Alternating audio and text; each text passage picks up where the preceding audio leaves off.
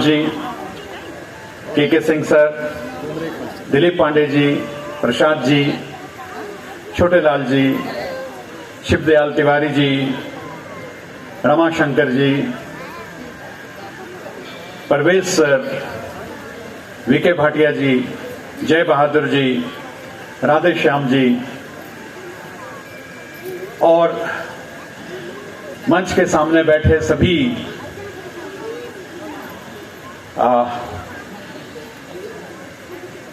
शिक्षक, बच्चे, माता बहनें और सभी भाई बंधु, सभी को मेरा प्रणाम।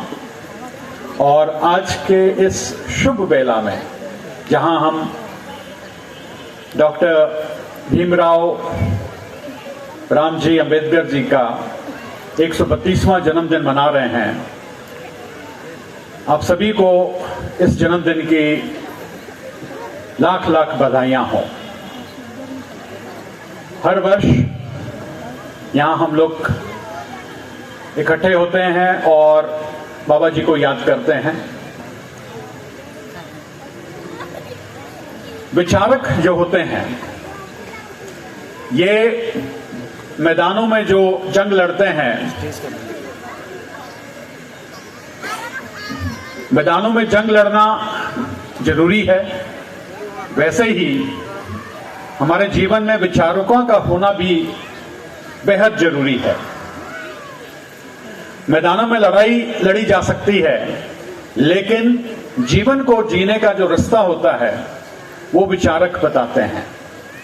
और विचारक के हाथ में अगर कलम आ जाए तो वो सोने में सुहागा बन जाता है।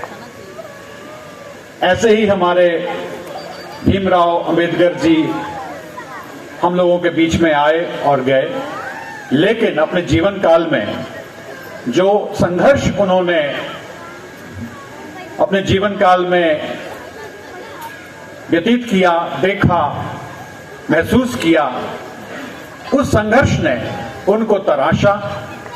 और जिस तरह से सोना अग्नि में पक के गल के एक अच्छा शेप लेता है, वैसे ही संघर्ष ने उनको एक हीरे में तराश दिया। उस हीरे की चमक जो है वो हम लोगों के जीवन में उसकी किरणें सदैव मौजूद रहेंगी, हैं और रहेंगी भी। जब भी हम लोगों के जीवन में कोई कष्ट आता है तो हमें निराश नहीं होना चाहिए। आकांक्षा पांडे ने अभी बहुत अच्छी बात कही अपने स्पीच में, आखिर में कहा कि हम शिक्षित बने, संगठित रहें, संघर्ष करें। 3 शब्द हैं, लेकिन इन 3 शब्दों को पूर्ण करने के लिए बहुत कुछ करना होता है। शिक्षित बने, कैसे शिक्षित बने? सिर्फ किताबों की पढ़ाई से और डिग्रियों से हम शिक्षित, डिग्री के हिसाब से तो हो जाएंगे, लेकिन व्यक्तिगत हिसाब से क्या हम अपने आप को शिक्षित करते हैं? क्या हम अच्छे विचारों को पढ़ते हैं, मंथन करते हैं? क्या उन पे अमल करते हैं? इन विषयों पे अगर हम विचार करना आरंभ करें तो निश्चित रूप से हम अपने जीवन को एक अच्छे राह की ओर मोड़ सकते हैं। संगठित रहना भी कहना आसान होता है, लेकिन संगठित रहना मुश्किल होता है, क्योंकि संगठित रहने के लिए बहुत कुछ करना होता है, एक दूसरे को समझना होता है। अभी नई एजुकेशन पॉलिसी जो हमारी सरकार ने बनाई है 2020 की, उसमें संगठित रहना यानी कि कोलैबोरेशन भी एक स्किल है जिसको हमें अपने बच्चों को सिखाना है। और मैं इस मंच से यही कहूंगा कि शिक्षा जो होती है, निश्चित रूप से विद्यालयों को माना जाता है कि हम बच्चों को शिक्षित करते हैं, लेकिन विद्यालयों में बच्चे हमारे साथ करीब करीब 6 घंटा व्यतीत करते हैं। बाकी जो उनका समय होता है वो घरों में रहते हैं। वो अपने माँ बाप, भाई बहन, बड़े बुजुर्ग जो घर में रहते हैं, वो जैसे जीवन जीते हैं, उनके जो विचार होते हैं, उन्हीं विचारों को बच्चे ग्रहण करते हैं।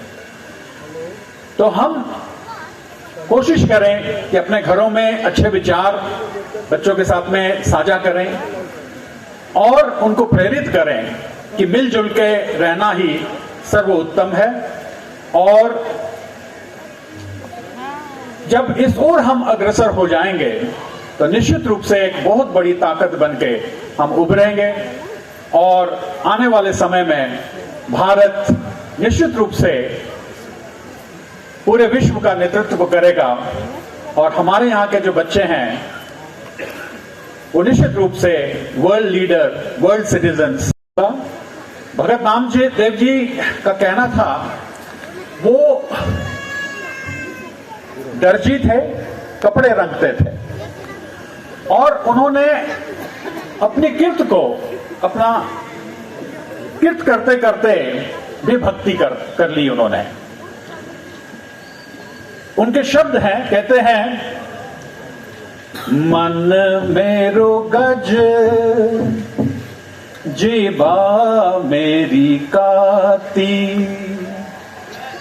मन मेरो गज जीवा मेरी काती, मप मप काटो जम की फांसी।